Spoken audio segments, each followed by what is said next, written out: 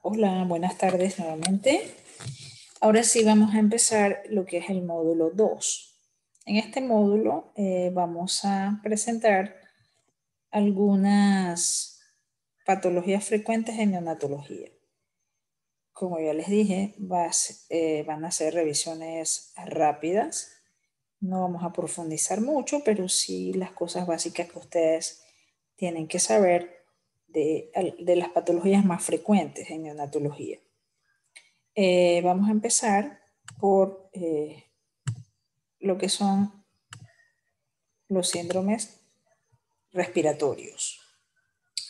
En realidad, a veces me dicen los estudiantes que yo les hago un poquito de trampa porque cuando son síndromes respiratorios son un montón. Y bueno, realmente los síndromes respiratorios son más de los que vamos a ver aquí. Pero aquí vamos a ver los principales, en realidad. ¿Ok? Vamos a ver primeramente, vamos a ir pasando, el síndrome de aspiración de meconio, por ejemplo. Pero bueno, vamos a empezar con decirle que realmente, como en medicina, en pediatría, en neo también, los pacientes no tienen una etiqueta que nos dice yo tengo un síndrome de aspiración de meconio o una membrana hialina o una taquimia transitoria o una hernia diafragmática. Los niños lo que presentan es un síndrome de dificultad respiratoria, por eso le llamamos síndrome respiratorio. El aspecto común de todos es la dificultad para respirar. Entonces, sí es importante que ustedes sepan cuando un paciente tiene dificultad para respirar. ¿Y cuáles serían los síntomas, los signos? Bueno, ya lo vimos en las clases pasadas, que los que evaluamos con la escala de Silverman-Anderson, el score o la puntuación de Silverman-Anderson, que básicamente pues el tiraje intercostal, el aleteo nasal, todos estos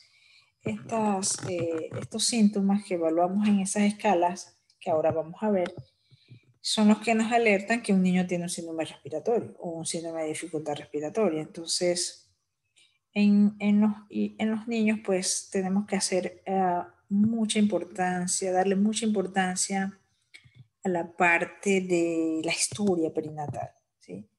La historia perinatal en realidad es muy importante en todos los pacientes pediátricos en general, pero mientras más pequeño es el niño, es más importante. O sea, un niño que tiene 9 años no es tan importante la historia perinatal como un neonato o un niño de 1, 2, 3 meses, que hay que siempre en la historia averiguar qué pasó cerca del nacimiento del niño, ¿no? En su historia perinatal o sus antecedentes perinatales. Entonces, vamos a empezar con alguno de los síndromes. Para empezar con alguno, tenemos el síndrome de aspiración de meconio, que también se llama SAM. Vamos a ver, el síndrome de aspiración de meconio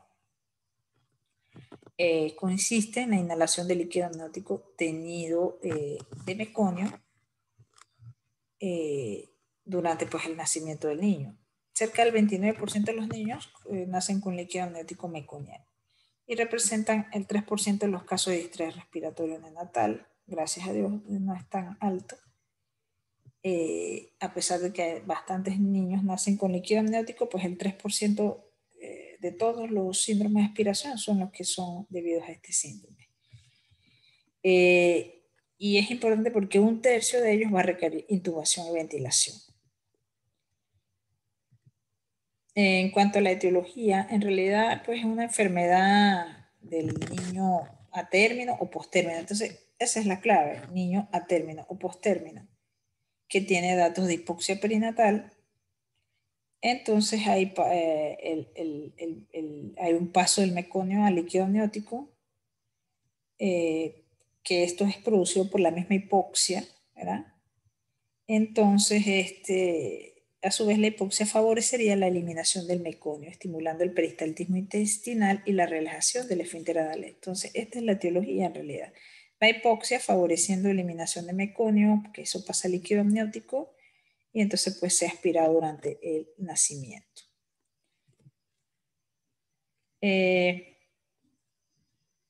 No vamos a ahondar mucho en la fisiopatología, pero sí es importante saber, pues, hay obstrucción aguda de la vía aérea, disminuye la distensibilidad y hay daño al parénquima. Esto puede producir una neumonitis infecciosa, ¿no? Ya que el meconio es estéril por definición, entonces por su alto contenido de mucopolisacárido constituye un excelente caldo de cultivo para numerosos agentes, especialmente la Escherichia coli. Entonces tenemos el daño que produce químicamente en el pulmón, pero también una infección secundaria que puede haber. Aquí más o menos están los mecanismos fisiopatológicos, pero vemos que todo empieza con la hipoxia. Viene la aspiración y ahí viene toda la cadena que ya trae las complicaciones del síndrome de aspiración de meconio y que la vemos clínicamente es como distrés respiratorio. Aquí están algunas también datos de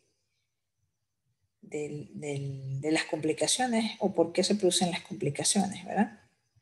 Y todo esto tiene que ver, generalmente vemos aquí lo que ven, ya ustedes deben haber dado obstetricia y aquí vemos un monitoreo, ¿verdad? Hay un sufrimiento fetal y entonces ya hay cambios en la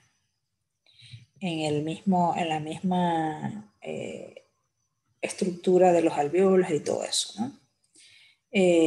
Como yo le digo, no vamos a ahondar mucho en la fisiopatología por ahorita, pero sí es importante que conozcan este tema del por qué realmente estos pacientes tienen este problema y al final en cuáles son las complicaciones, ¿no? Que podemos tener hasta una hipertensión pulmonar. Entonces, sí, la clínica, como les dije, todos estos síndromes, lo característico y lo común es que todos vienen con dificultad respiratoria, pero si ya es un neonato a término o post-término que viene con un líquido amniótico teñido de meconio, ya sea meconio claro o meconio espeso, y empieza con dificultad, pues yo no voy a pensar que es otra cosa, voy a pensar que es un síndrome de aspiración de meconio. Todos estos son datos que en la parte clínica que ustedes tienen que ver, un tórax en tonel, y se complican bastante estos pacientes, pueden hacer hipertensión pulmonar con hipoxemia refractaria.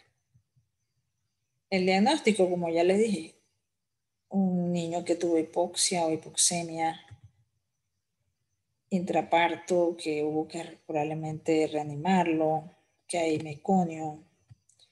Radiológicamente, lo más característico es la presencia de condensaciones alveolares, algodonosas difusas, que vamos a ver las placas, como en panal de abeja.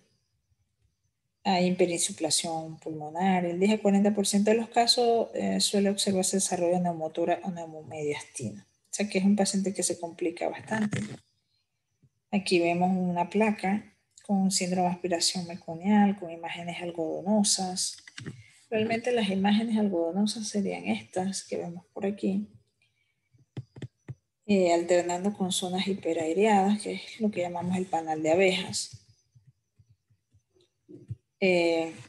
Realmente, cuando vemos en los pacientes en donde hay partos con líquido amniótico meconial, pues realmente, aunque esté teñido de meconio, pero si el niño está vigoroso, pues nada más se vigila, ya si está deprimido o tiene bradicardia, apnea, entonces se intuba y se aspira.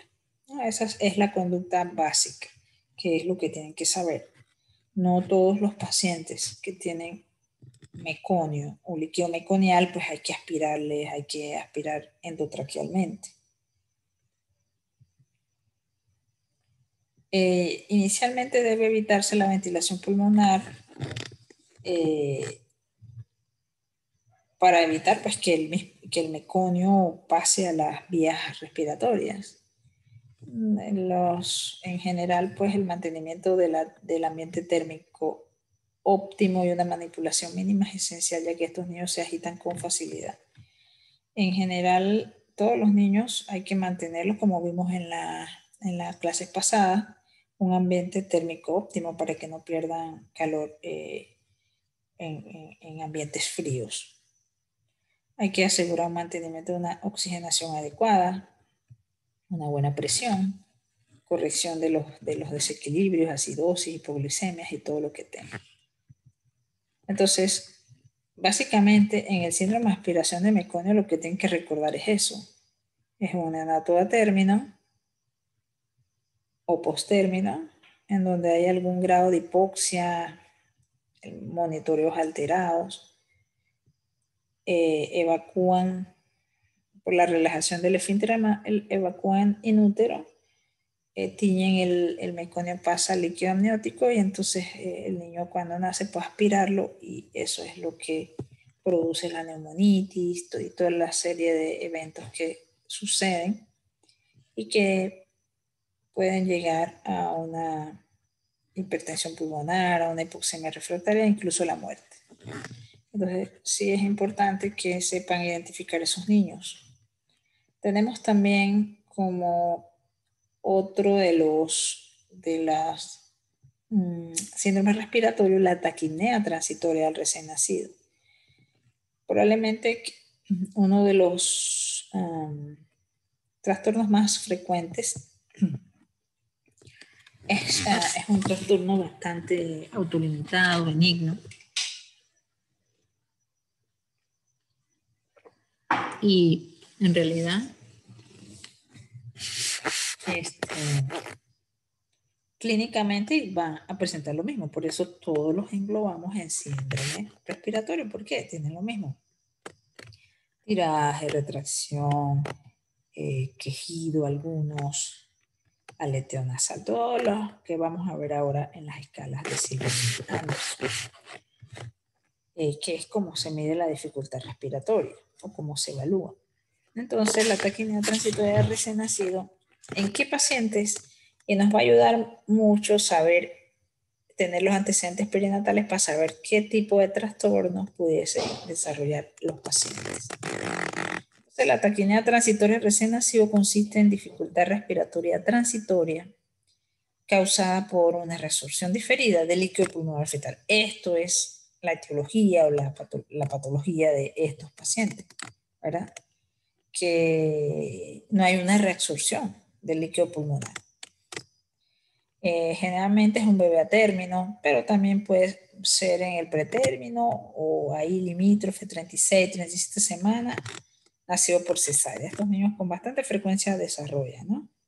Miren que 11% es bastante y supone el 32% de los cuadros de dificultad respiratoria neonatal. Acuérdense que el de meconio, gracias a Dios, como es tan grave, solamente el 3% de los de estrés van a ser de ese tipo, pero el de este que es más leve va a ser un 32%, o sea que son bastantes, pero evolucionan bastante bien.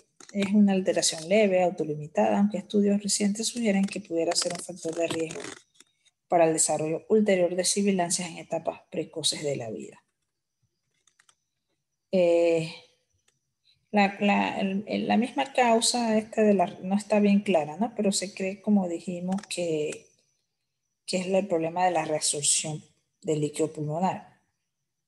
Hay algunas teorías que dicen pues, que hay una distensión de los espacios intersticiales por el líquido pulmonar que no se reabsorbió y de eso da lugar a atrapamiento de aire alveolar y descenso de la distensibilidad pulmonar. Al final lo que vemos pues, es un retraso en el proceso de adaptación pulmonar a la vida extrauterina que generalmente debe producir en los primeros minutos y en estos pacientes no se produce y puede prolongarse por varios días. Aquí está la fisiopatología. Como dijimos, no vamos a ahondar mucho, pero sí que sepan que hay un exceso de líquido pulmonar, hay alteración de la ventilación, perfusión, edema alveolar, disminución de la ventilación, puede causar hipercapnia, hipoxemia. Entonces, el cuadro clínico que vamos a tener pues es lo mismo, una dificultad respiratoria que se presenta en el nacimiento o en las 2 horas posteriores. La taquimia puede ser hasta 100 a 120, aunque no es lo usual que vemos. La presencia de quejidos, cianosis y retracción es poco común, aunque puede observarse en las formas más severas. Generalmente son trastornos leves, pero pueden haber taquimías transitorias graves. La clínica pues se agrava generalmente en las primeras 6 a 8 horas y se estabilizan posteriormente, y a partir de las 12 a 14 horas experimentan una rápida mejoría de todos los síntomas. Pues aunque usualmente pasa rápido, puedes persistir hasta una semana. La auscultación pulmonar, vemos menos hallazgos que en la enfermedad de membrana hialina, que vamos a ver posteriormente. Los hallazgos radiográficos mal definidos, puede estar hasta normal, o un refuerzo de la trama iliar, presencia de líquido pleural, derrames en cisura, hiperinsuflación, incluso patrón retículo granular. Aquí estamos. En vemos refuerzo de la trama, aquí de la trama bronquialveolar, algo de hiperinsuflación que vemos aquí en estos espacios, y algo de cisuritis, ¿no? Que de repente por aquí se puede ver algo, no se ve muy claro.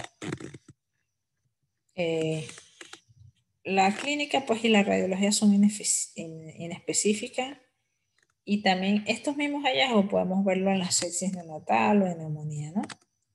Entonces, por eso le decía, o sea, lo que es común es que va a tener dificultad respiratoria. Por eso, como las placas no suelen diferenciarse mucho, ni clínica ni radiográficamente, como dijimos, la placa no se diferencia tal vez de una sepsis o una neumonía, entonces hay que acudir a laboratorios como hemogramas, proteínas C reactivas, cultivos y gasometrías. En general, a todos estos pacientes hay que hacerle esto mismo para ayudarnos, ¿no? Y diferenciar también entre todos los síndromes: el síndrome de aspiración de meconio, la taquimia, la enfermedad de membrana hialina leve, ¿no? Entonces, no es fácil diferenciarlos. El único tratamiento, pues, es la oxigenación, tratar de verificar la necesidad de oxígeno para mantener un intercambio gaseoso suficiente durante el tiempo que dure el trastorno. Aquí está, para los que estén interesados, la taquimia, pues, cómo es el cuadro clínico, ¿verdad? Que, como dijimos, taquimia, retracción, que generalmente es leve. Los factores de riesgo, ya lo dijimos, en los que son por cesárea, borderline, 36, 37 semanas, los varones. Cuando hay diabetes, generalmente hacen taquimías también. La placa no vamos a ver mayores cosas, no la podemos diferenciar de una membrana hialina así tan fácil, o de una neumonía. Y básicamente el diagnóstico, como en casi todos estos síndromes, es por los antecedentes, ¿sí? Con los factores de riesgo. La placa de tora puede ayudar, el cuadro clínico no ayuda mucho. El tratamiento, básicamente oxigenoterapia, según requerimientos. Aquí está básicamente una guía. Si la frecuencia es de 60 a 70, vamos a tener una FIO2 de más de 0.35. Va a necesitar, que eso es como 35-40% en una escafandra.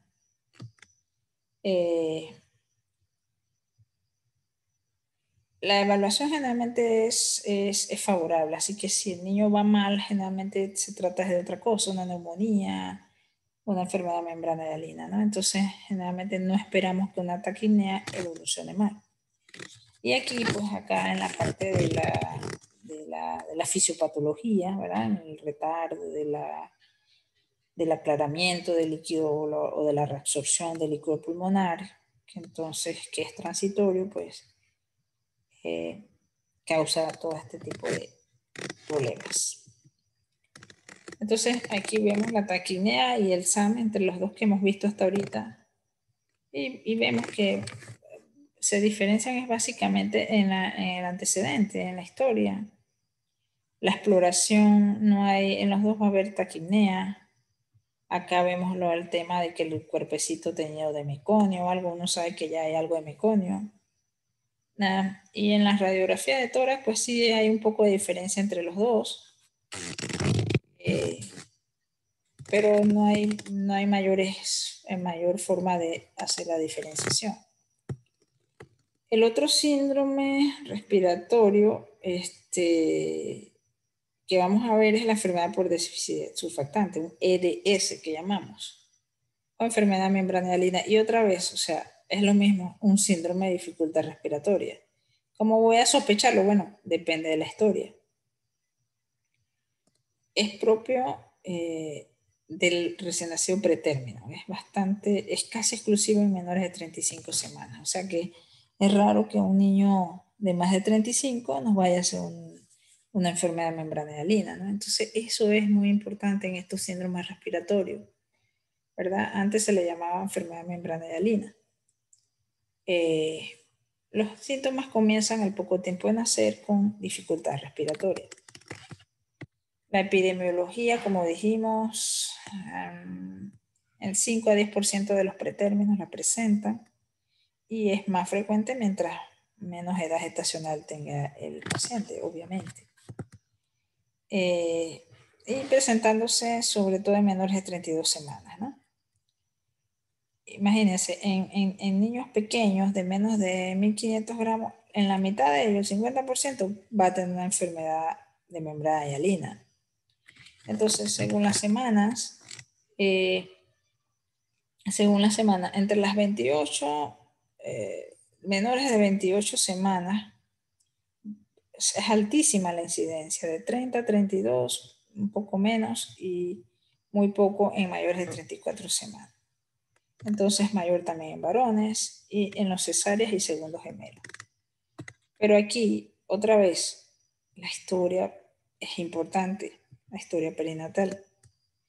Entonces, en cuanto a la etiología, pues esto sí es importante aquí, la etiología hay un déficit, se llama así, enfermedad por déficit de surfactante, lo que tendrían que saber qué es el surfactante y por qué esa sustancia, ese déficit va a causar una enfermedad que puede llevar al deterioro y muerte de un recién nacido pretérmino.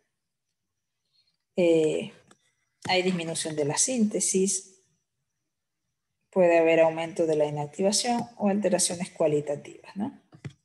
Vamos a ver ahora con más calma el tema del surfactante, pero por ahorita, como dijimos, la enfermedad es por un déficit de surfactante. Él es responsable, el surfactante, de la estabilidad distal del alveolo a volúmenes pulmonares bajos al final de la expiración. Cuando existe déficit de surfactante, el recién nacido es incapaz de generar el aumento de la presión expiratoria requerido para insuflar las unidades alveolares, lo que resulta en el desarrollo de la atelectasia progresiva.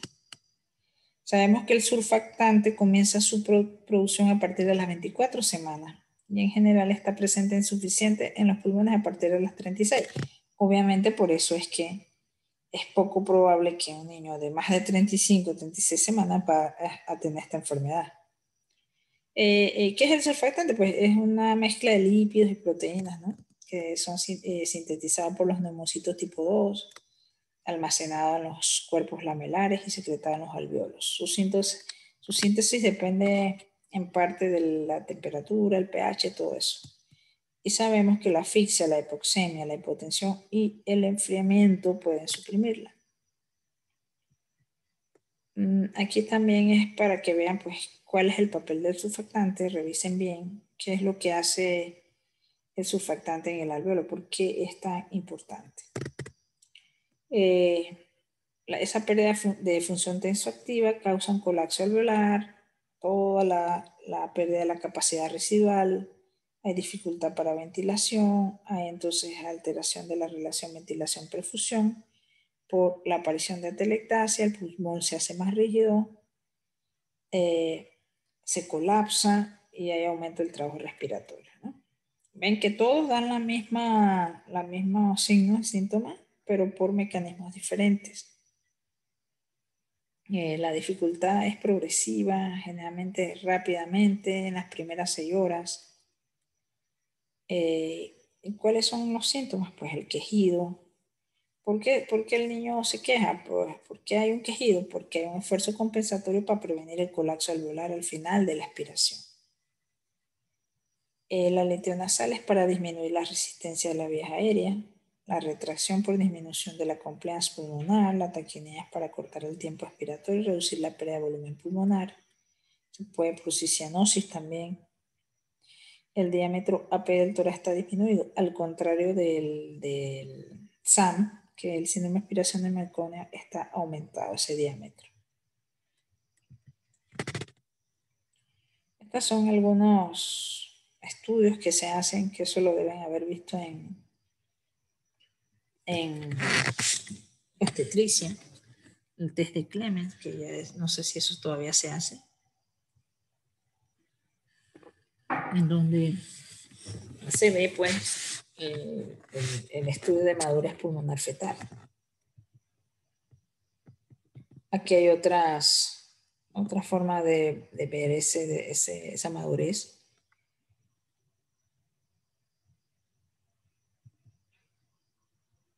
Postnatalmente, ¿qué es lo que hacemos nosotros? Entonces, ya dijimos, es difícil en realidad diferenciarlo de otras patologías, de otros síndromes respiratorios. En la radiografía va a haber aumento de la densidad de los pulmones, como en vidrio esmerilado, con broncograma aéreo. La gasometría es variable, depende del estado del niño, puede haber acidosis metabólica, las presiones entre 50 y 60. Todavía ustedes no han visto este tema, yo creo, de los gases. Aquí la parte radiológica en una síndrome de estrés grado 1, grado 2 y grado 3. En el grado 1 hay un leve infiltrado y una silueta cardíaca nítida que se ve aquí, podemos verla. En el grado 2 ya en realidad hay un infiltrado y broncograma más intenso. La silueta cardíaca ya ahí casi no se define. Y en el grado 3 un broncograma evidente, que aquí se ve poco. No se distingue la silueta cardíaca, hay una sola plancha ahí. Entonces, pero realmente cuando nosotros comparamos con una neumonía, por ejemplo, es difícil realmente hacer la diferenciación.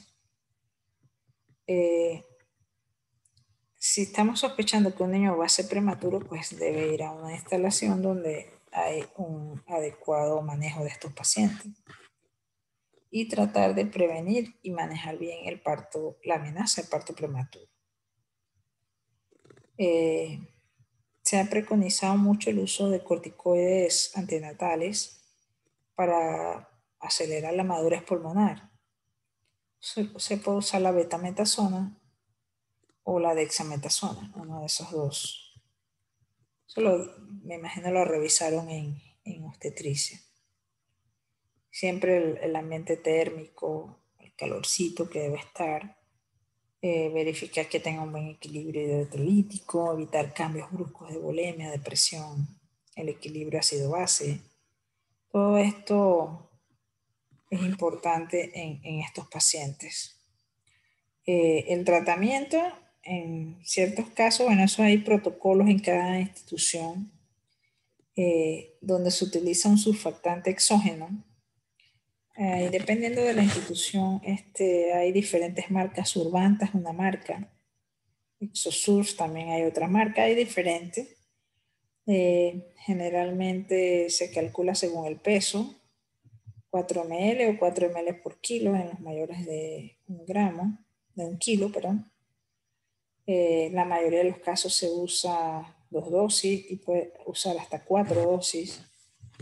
Eso se le aplica el paciente intubado, se intuba la tráquea, se le pasa una sondita y por ahí se pasa ese surfactante, ¿no? Y básicamente hay ciertos criterios para poner surfactante, que tenga una FiO2 mayor a 30% y una presión media mayor de 7 de las vías aéreas.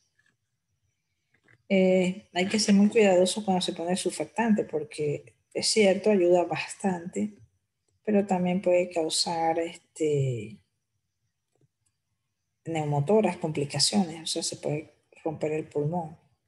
Porque como mejora tan rápidamente, hay que estar, cuando se le pone el surfactante, hay que estar bajando los parámetros ventilatorios para que no haya complicaciones. También en algunos lugares hay tratamiento, se hace profilácticamente, desde antes del inicio de la ventilación hasta 20 minutos después, desde el nacimiento. Pero ya eso es en unidades ya muy especializadas de neonatología, de hacerlo profilácticamente. Siempre es importante en estos pacientes mantener las fracciones inspiradas de oxígeno para mantener presiones entre 50 y 60 en la gasometría, evitando cifras más elevadas para disminuir el riesgo de lesión pulmonar y retinopatía de la prematuridad. Acuérdense que el oxígeno es tóxico también. En los niños prematuros puede causar retinopatía o fibrosis retrolenticular, que es la retinopatía de la prematuridad. O sea que el oxígeno es un medicamento, no es una cosa que no cause daño. Ayuda mucho, pero si se sobrepasan los niveles puede dañar a la retina de los niños y también puede causar lesiones pulmonares. En las salas de neo pues se coloca el oxígeno, puede ser por mascarilla, por cánula, por máscara, por escafandra, todo siempre humedecido y calentado. Entonces, otro de los síndromes, por eso es que le decía que son varias cosas, y eso que no son todos, porque hay algunos que por lo raros que son no los mencionamos, como hernia diafragmática, acidosis respiratoria, hipoglicemia, que también cursan con lo mismo, dificultad respiratoria, taquipnea, tiraje y todo eso, ¿no? Entonces la neumonía congénita es igual, lo mismo, difícil de diferenciar, pero ¿qué nos ayuda? Pues la historia. Tiene, pues, es de carácter infeccioso, una infección que afecta el intercambio gaseoso, produce un déficit en la difusión o ventilación, pudiendo llegar a poner en peligro la vida del paciente. Entonces, la neumonía congénita es un tipo de infección respiratoria que a la vez están conformando, pues, los alvéolos. Son agentes patógenos como cualquiera neumonía, ¿no? Sí, todavía existen muchas muertes que se dan por esta patología. En pediatría es una de las principales, después de la diarrea, la principal causa de mortalidad. En realidad van ahí parejos, pero realmente la neumonía causa más fallecimiento. La infección, esto también lo vamos a ver cuando veamos sepsis, que es la infección en la sangre. Puede darse en el útero, en un inicio prematuro, en un inicio tardío, las neumonías. Pero básicamente vienen por la infección del líquido amniótico, corioamnionitis. Por eso es que es tan importante la historia, porque ¿cómo sabemos si una paciente tiene una corioamnionitis? Porque durante el parto hace fiebre, durante la labor de parto, digamos, o antes de la cesárea está con fiebre. Entonces ya eso es un factor de riesgo. O sea, un paciente que la mamá tenía una fiebre y el niño nace y se empieza a agitar en las primeras horas, yo no voy a pensar que es y es a término, yo no voy a pensar que es una membrana hialina, yo voy a pensar que el niño está haciendo neumonía. ¿Ok? Entonces eso sí es importante, ¿no? Generalmente las neumonías son por gram positivo, por el estreptococo beta hemolítico del grupo, el estreptococo agalactiae. También eso es cuando son en útero, ¿verdad? Por una corionianitis. También puede ser por la placenta, aspiración de líquido amniótico después de la ruptura o durante el parto también. En estos casos, generalmente son bacterias, también podemos encontrar, aparte de los gram positivos, como el estreptococo del grupo B, que es el Streptococcus agalactiae, pues vamos a empezar a ver también la Escherichia coli. Y ya pues las de inicio tardías, ya que son otro tipo de patógenos, y tienen algunos que ver con estancias más prolongadas en las salas de neo. El estreptococo, y aquí vamos a hacer especial énfasis básicamente en porque este es el que más nos interesa. El estreptococo es el principal agente causal de las neumonías. En los casos de sepsis, cuando son tardías, pues sí, ya podemos, como dijimos, ya las tardías son por gérmenes. Ya un niño que ha estado mucho tiempo en una sala de neo puede tener una neumonía entonces por Staphylococcus aureus, pseudomonas, ¿no? Pero no la pensamos de salida. Cuando ya son sepsis precoces, usualmente son el estreptococo del grupo B. También puede ser el Proteus, estreptococo, Haemophilus, todo esto. Hay también por treponema pálido, ureolasma ureolítico, infección por Neurocistis girovecii, niños pretérminos, términos inmunodeprimidos. O sea que siempre la historia es importante o las condiciones predisponentes, ¿verdad? Entonces, este dato es importante. El virus del herpes simple es el agente viral más frecuentemente relacionado con la neumonía precoz. No quiere decir que los virus sean los más relacionados con la neumonía en este grupo de edad, pero cuando es virus es el herpes simple el más relacionado. Pero por largo es el Streptococcus agalactiae el que más neumonías produce. Vamos a ver los mecanismos de infección. Puede ser transplacentario, inhalación de líquido amniótico, también es poco frecuente. La aspiración del material infectado puede producirse antes, durante o tras el parto, que esta es como la vía principal. También el personal puede contaminar el aire, o sea, puede hacer algo nosocomial también, o también como parte de una sepsis, que eso puede estar en un área, pasar a la sangre y posteriormente pasar al pulmoncito. La aspiración de material infectado es probablemente la vía más importante. Entonces, debido a la inmadurez pues, del mismo recién nacido, la manifestación más característica del cuadro infeccioso es la sepsis, con participación multiorgánica. Es lo que decíamos. Tiene una sepsis, una infección en la que es una infección en la sangre, y de allí entonces pasa al pulmón.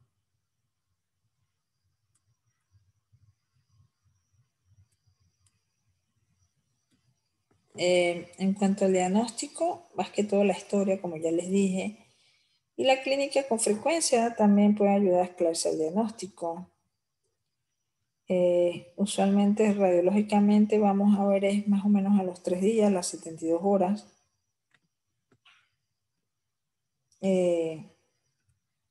Vamos a ver algunas placas. Cuando es un contagio intrauterino, hay bastante hiperinsuflación pulmonar.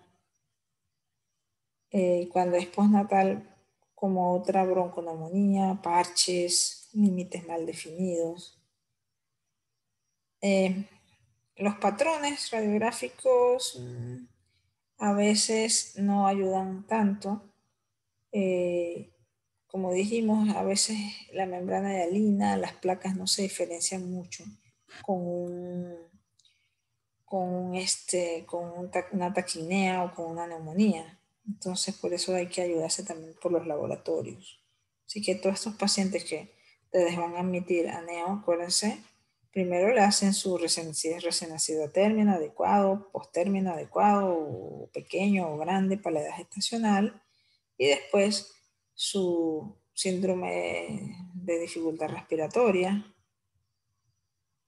que sería entonces ahí, dependiendo de la historia, hacia dónde ustedes se van, ¿verdad?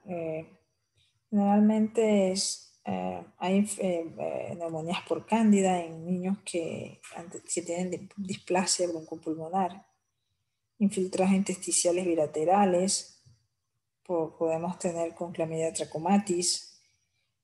El Staphylococcus aureus da muchos neumatoceles, accesos en piomas y pneumothorax, aunque no es exclusivo de ellos, pero siempre que vemos, por ejemplo, un neumatocele, generalmente es un Staph aureus.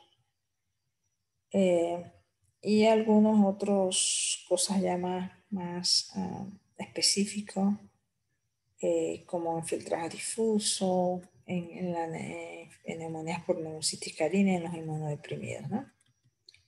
Pero vemos aquí, como vemos, es a veces difícil. Esta es una neumonía por Listeria monocytogenes en un recién nacido, ¿no? Granulomas diseminados. Pero tampoco podemos, en esta de acá, ya son 2 meses y tiene retículos nodulares infiltrados diseminados por ambos campos.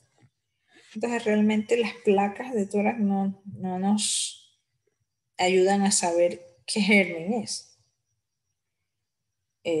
Así que eso lo tenemos que tener claro.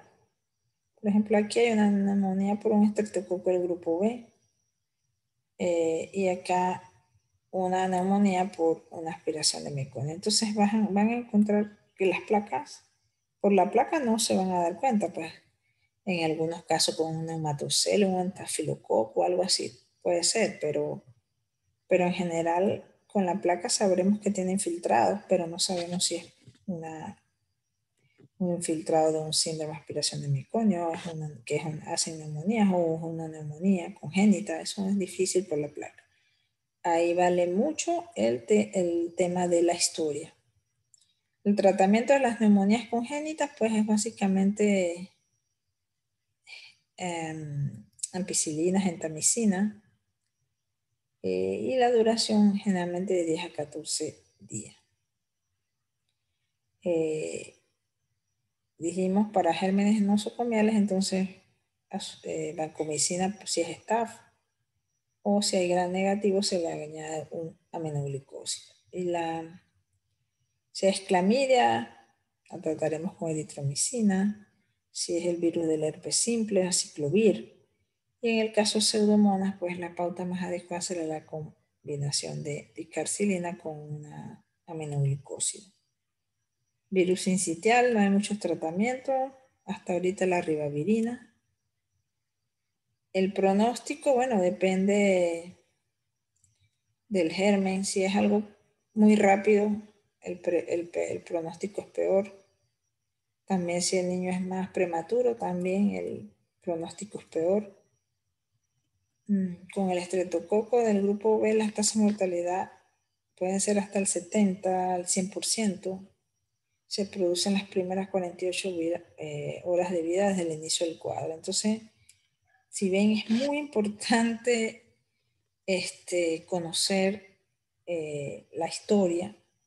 Y en el caso del estreptococo del grupo B, si miren aquí, producen neumonías que son fatales. Rápidamente se deterioran y en las primeras 48 horas puede producirse el fallecimiento. Por eso es tan importante saber si la mamá es portadora del estreptococo. En los de aparición tardía, o sea, cuando no aparece tan rápido la dificultad respiratoria, pues el pronóstico es mejor. Como dijimos, la mortalidad también en prematuros es más alta que en atérminos, o si tiene alguna condición predisponente. Entonces, con el tema del estreptococo, del grupo B sí es muy importante, y eso lo vamos a ver más cuando veamos la sepsis, porque la neumonía puede ser consecuencia de una sepsis.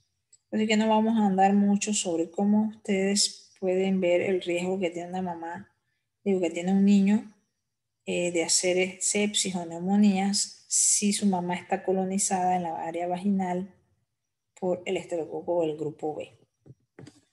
Así que esto para empezar con las patologías más comunes. Después vamos a ver casos, obviamente, en la parte ya práctica, pero esto es a grandes rasgos los principales síndromes. Miren que solo hablamos de enfermedad por déficit de surfactante o membrana hialina, taquicardia transitoria, síndrome de aspiración de meconio y neumonía congénita, que considero que son los más comunes, pero realmente todos tienen lo mismo en común, que es un grado de dificultad respiratoria. Entonces sí es importante que aprendan a evaluar cuando un paciente tiene distrés respiratorio, pero eso lo vamos a ver en la parte práctica. ¿Qué sospechar? Bueno, ya les dije, van a tener un paciente con una dificultad respiratoria y se van a ir entonces por la historia perinatal. Eso es lo que los va a ir orientando.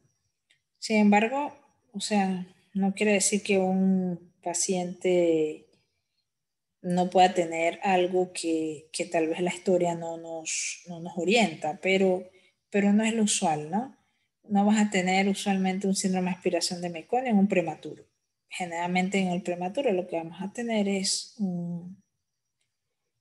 una enfermedad por déficit de surfactante, y si es borderline, 36, 37, una taquicardia transitoria. Así que eso es lo que les traía con respecto a este tema. Y posteriormente entonces vamos a seguir con las otras patologías. Ya sería entonces en la próxima clase. Pero esta es para que empezáramos.